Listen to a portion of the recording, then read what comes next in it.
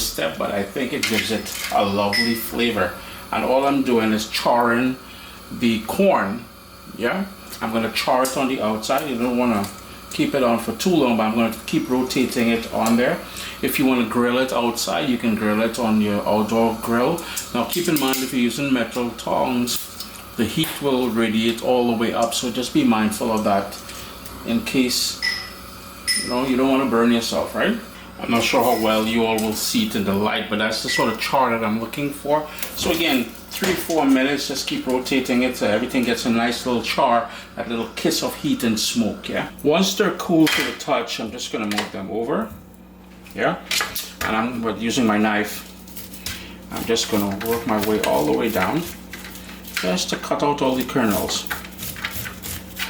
I'm using a sort of a sawing back and forth motion, as you can see, back and forth, back and forth. Corn kernels, sweetened condensed milk, the nutmeg, cinnamon, water, evaporated milk, vanilla, salt, coconut milk, and a very fine cornmeal or corn flour. The ground and the corn flour doesn't really matter, because if it is a bit more coarse, it will give you a bit more texture, which is fine.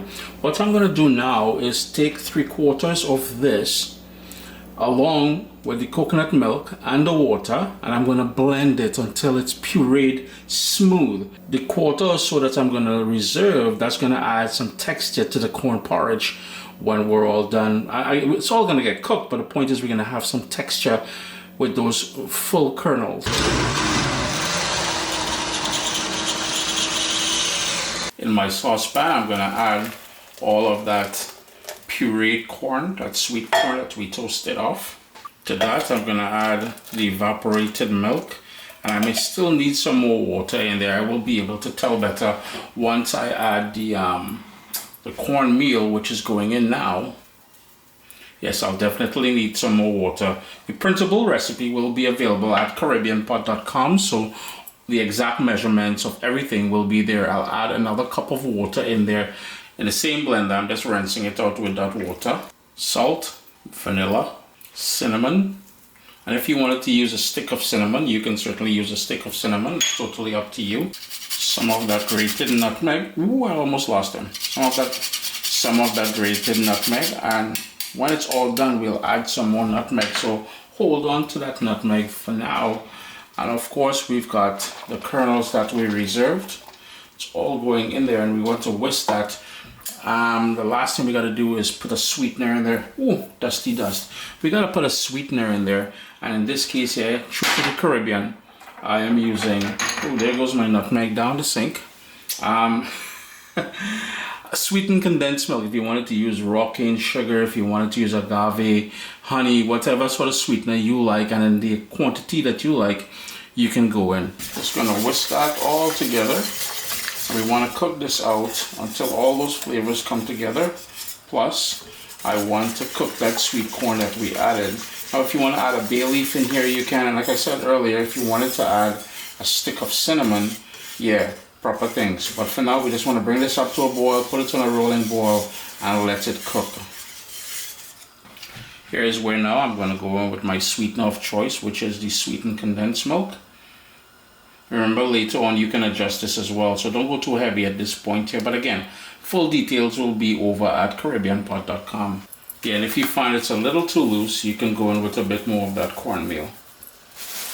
This is totally optional, but it adds a nice little balance because I have a bit of tartness to it, which is some dried cranberries. Just gonna toss that in there, and that is, totally up to you. It's part of my in-series kind of thing. These are local to me right now, so I'm tossing a few of those in there, and that's gonna bring a bit of acidity. Well, the tartness from it more than anything else. It's gonna add some balance. You can see some little bubbles starting there, and that's gonna reduce the heat as soon as I see it being more prominent. One of the things I would recommend you do is to stir, to keep stirring, especially scraping the bottom. You can see right here there's a bit of a sticking going on. That's going to burn. It's going to give it a sort of a bad taste. So just remember to keep stirring it ever so often.